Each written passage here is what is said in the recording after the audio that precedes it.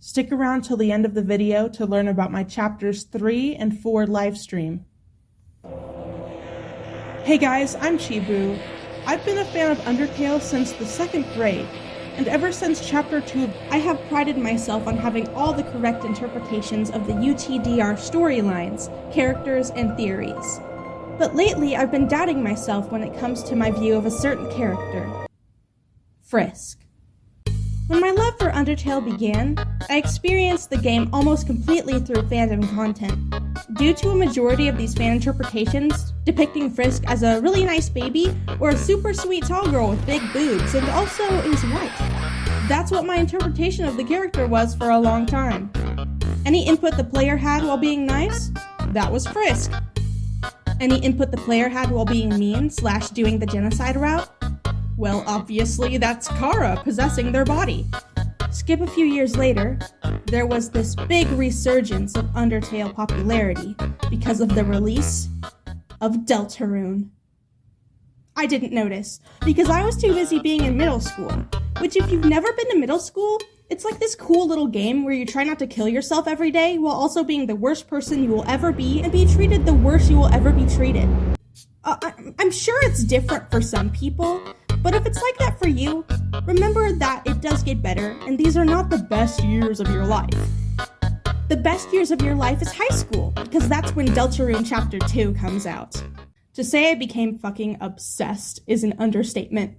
I went crazy for this game. I got a Spamton plush for Christmas. I participated in the Spamton sweepstakes and won nothing! I played through the game multiple times and watched every fan theory I could. Eventually, I ran out of shit to talk about. But then the newsletters! Not only did these wonderful things deliver Deltarune news, but they punched me in the face and said, Simba, remember who you are. Because there was Undertale there. Undertale.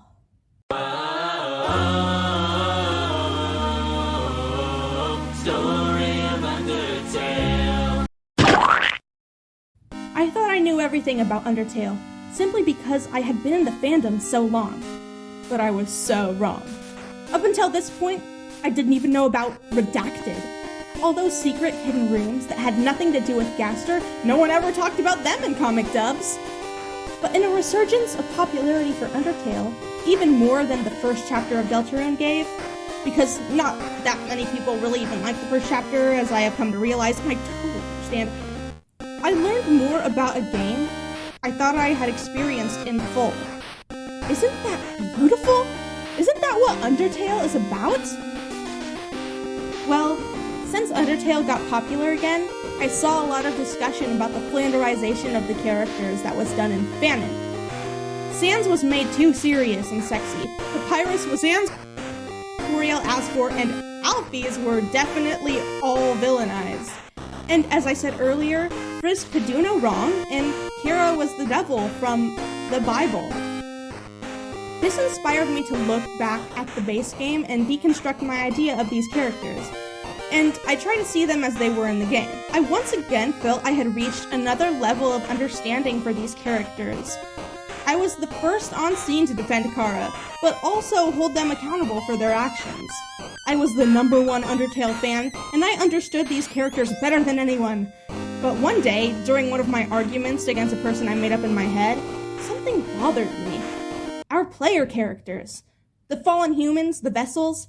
For every other character, all you had to do was judge them by their dialogue and their actions.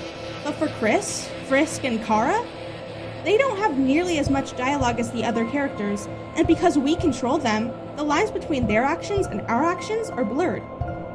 So, in the name of truly understanding UTDR, where does the player end and the player character begin? Let's begin with Kris, because, in my opinion, it's a little more obvious what's going on with them. In Deltarune, we're possessing Kris, and how they feel about us isn't exactly clear, but we can make them do and say a lot of things they don't want to. The most clear example of this that I can think of is the Weird Root, also known as Snowgrave. We can force Kris to force Noelle to freeze and kill Darkners, and it's implied that we make her kill Birdly, or at least seriously hurt him enough that he doesn't wake up when the dark world is sealed. Kris obviously doesn't want to do this because multiple times when Noelle presents us with a question, we are given an option to opt out of the weird route and an option to continue going. The option to continue is very cold and sounds very much like a command to a program, while the option to stop sounds like it's coming directly from Kris. Some other examples of Kris wanting to be independent from our control are their parallels with Spamton, who yearns for freedom and is literally a puppet with strings. Spamton also seems to be controlled by an unknown entity because he has trouble communicating. Like when you're speaking with him in the shop and he says, "Speaking of communion, Kris, did you know that the night..." "No, I'm sorry, I didn't mean to." He seems like he wants to tell us something, but can't, or he isn't allowed. Which reminds me of every time Kris wants to abort the weird route, but we force them not to. Or after fighting Spamton in the normal route, we can choose if they say they're fine or they're not fine. If you choose that they're fine, they say it all stifled. But if you choose that they're not fine, they scream and are able to freely communicate their distress. Another casual example that you see no matter what route you play is when Susie asks Kris who they'd like to take to the festival. If you choose Noelle or Ralsei, Kris sounds confused. This is all hammered home by the fact that at the end of each chapter, in order to do something they want to do, they have to rip out their soul, which is what the player controls, and painstakingly drag themselves to complete the task. While also aura farming, of course. In these examples, you see that Kris has their own separate thoughts and opinions from what's going on in the game than the players, and actively tries to rebel against your command whenever possible. Strangely, though, the same cannot be said for Frisk and Chara. Unlike in Deltarune, the reveal of the true nature of our player character in Undertale doesn't happen until the end. When we name our fallen human, we assume we are naming ourselves. Commentary on this habit is made in Deltarune's Goner Maker while making our vessel. We also assume we are naming the character we play as, but at the end of True Pacifist, we learn that we have named the first fallen human, and that your player character's actual name is Frisk. Frisk's androgynous design and lack of any apparent autonomy is meant to lead the player to believe that they are just a self-insert for us. But because of this reveal at the end, and Flowey's plea to let Frisk live their own life after the game ends, Frisk is a separate entity from the player, just like Kris is. But if that's the case, why don't we see Frisk try to rip out their soul? Are we torturing them by forcing them to genocide dance in the mysterious room in order to fight Glide? Maybe. They're not that fun of a boss. But so then, are they just dead while you control them and are only able to live when you finish the game? Well, no. And I find that very interesting. While Frisk's displays of their personality may not be as obvious as Kris's revolts against us, they are there. As early as the ruins we see this. After Toriel leaves us alone for the first time, the player can go save at a checkpoint. All we do is interact with it and choose to save. The narration says that we are playfully crinkling through the leaves, despite the player not actually being able to control the manner in which we move through the leaves. That's all Frisk. Or when we try to move Frisk towards the shower in True Lab, they are able to slow their movements. Most likely because they are scared. Or, if we command that they insult so cold, the narrator describes it, but Frisk themselves chooses not to do that. So, okay, Frisk is their own person. They even seem to be able to defy our commands, at least in post-pacifist. So why don't they just defy our every command? Because they don't want to. They most certainly have the power to. They're the most powerful being in the underground with their determination. They can't die. They can defeat Asriel when he literally becomes an invincible god, and they can even break the logic of the game just by their pure will in the Asriel Dreamer fight. The options of the game are fight, act, item, and mercy, but when Asriel tries to take away Frisk's ability to act or reach their save file, Frisk somehow is able to create a new act function to save the souls of their friends. We didn't even do that. They did.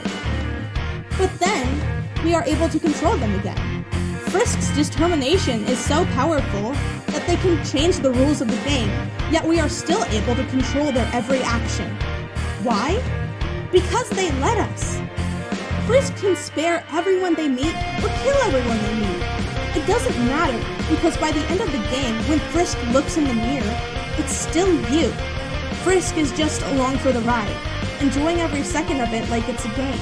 Basically, what I'm trying to say is, Frisk is a self-insert for the player, but they're okay with that. I mean, basically what Frisk is you, right? A kid who's been dropped into a fantastical world and interacting with it like it was made for them to enjoy. Anyone can play Undertale and humanize the characters as if they were real one moment, and kill Toriel because they don't see around doing that the next. Or kill Jerry because he's fucking annoying. So technically, you don't play as Chara, but their character is complicated like that.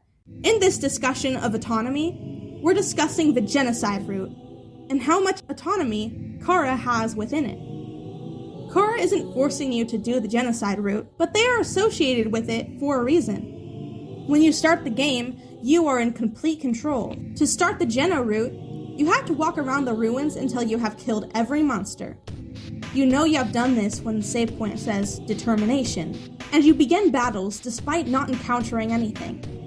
You can abort the Geno route at any time, but Frisk never makes you, or hints that you should stop, like Kris would.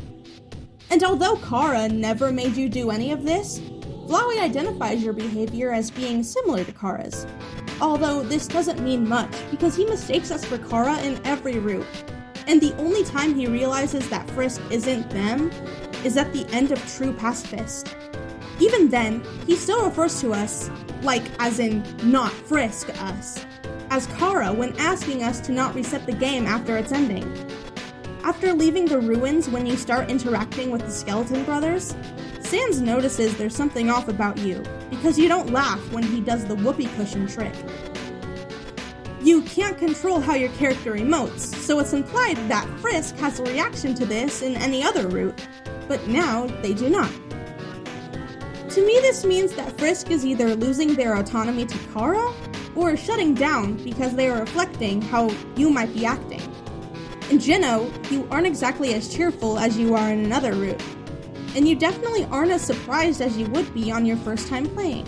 Then, when Sans tries to get Frisk to move behind the conveniently shaped lamp, they don't.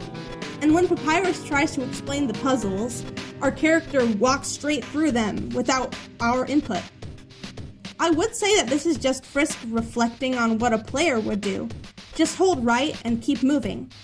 But unlike their previous lack of expression, this is something that they would usually let you control. But here's where I think Chara begins to show their autonomy. At the end of the game, they explain that they are a feeling, a demon that comes when you call its name. The player in pacifist or neutral is playful, and Frisk reflects that. But in Genocide, the player is a completionist. They believe in the abstraction of a set number of fun from the game, and then move on to the next game. Just like Chara. So, similar to Frisk, Chara reflects our will, but takes control on their own and inserts a lot of their own personality into the route. Flavor text changes, enemy checks have insults thrown in, and the narrator seems less interested in describing things with flowery language. Compare, it's a snowball. Actually, it's a snowdodecahedron. To just, it's a snowball. Instead of being surprised to encounter an enemy, they smile a creepy smile. It's not just a colon in parentheses, but an equals in parentheses. Spooky. The silly names for things like Butts Pie are now completely serious, just butterscotch pie. And of course, the most infamous dialogues in New Home, it's me, Chara, and no chocolate. All of these things change, and made obvious by this line, are because Chara is now inserting their own personality into your play experience. You are able to abort the route up until you kill all of the hotline monsters. If you do that, it will just be a neutral route, and the normal narration, music, and flavor text will return. So even still, Chara can't completely take over your playthrough. You still have autonomy. When you get to the throne room after beating Sans, you no longer have your autonomy. A battle is started with Asgore, and Chara kills him in one shot. You don't have to press a button. They do it completely on their own, unless you want to count Flowey's help. Clearly Chara doesn't, because they repeatedly slash at Flowey until there's nothing left of him. You don't have to move a muscle. You are given one last option in the game, though it doesn't mean anything because it's only the illusion of a choice. Both bring you to the same ending. Chara kills you and officially cements themselves as the one in control.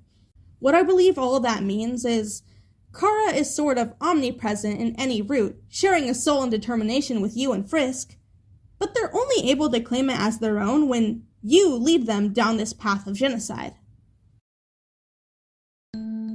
If there's a lesson to be learned from all this, it's that great power comes with great responsibility. I'm serious.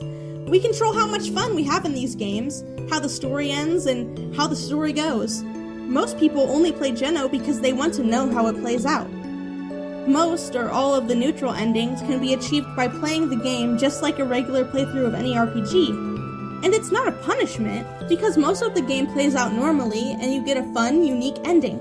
Most people try and get pacifists though, because there's 4 more to play in the game because of the added Alfie's Date, True Lab, and Azrael Dreamer fight, as well as the backtracking you can do throughout the Underground to see how all the NPC stories ended. Then there's the credits, where you see Monsterkind's life on the surface before Toriel leaves you a little pie by your bed. Not only is it more fun to play, but it also has a more fulfilling ending.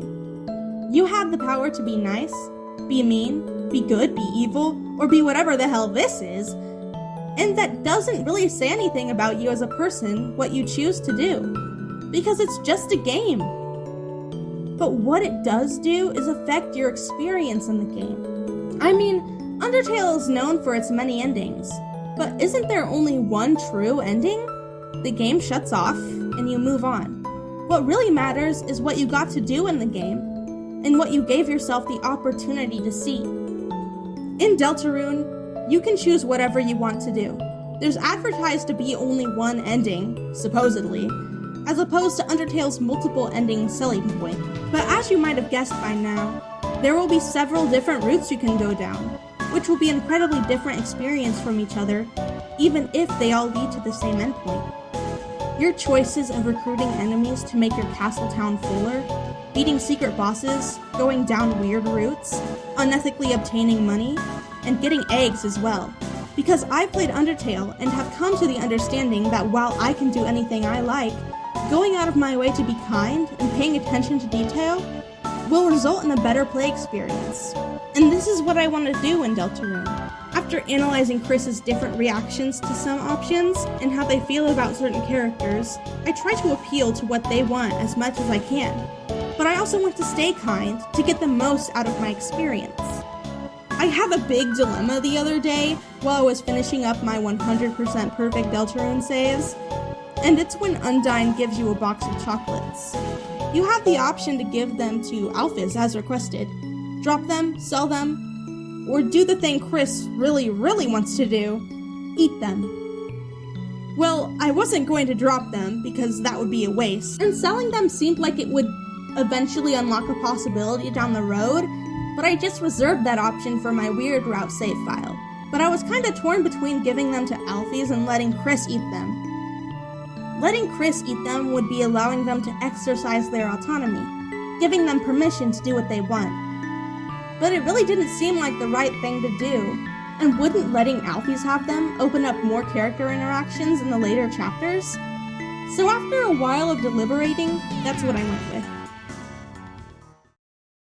After coming to my conclusion on what the power of choice really means for Deltarune, I feel like the pressure is on me to make sure I do everything right. Like a first-time Undertale player who was bullied back into sparing Toriel by their subscribers because they accidentally killed her.